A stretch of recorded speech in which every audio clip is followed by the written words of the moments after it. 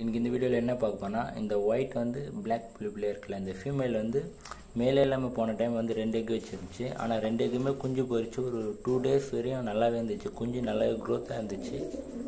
ஆனால் நானே தெரியல 3 days கழிச்சு பார்த்தா காலையில் காட்டி வந்து பார்த்தா கூண்டில் வந்து 2 சிக்குமே இருந்து போயிடுச்சு. ஆனால் என்ன ஆச்சுன்னே தெரியல. இப்போ வந்து திடீர்னு வந்து திருப்பி எக் வச்சுருக்கு. இப்போ வந்து பேர் எடுத்திருக்கு. இந்த ஒயிட்டும் இந்த ஓரமாக இருக்க பிளாக்கு அந்த கண்ணாண்டெல்லாம் லைட்டாக ஒயிட் இருக்குல்ல அந்த ஒயிட்டை வந்து பேர் எடுத்து இப்போ 1 எக் வச்சுருக்கு.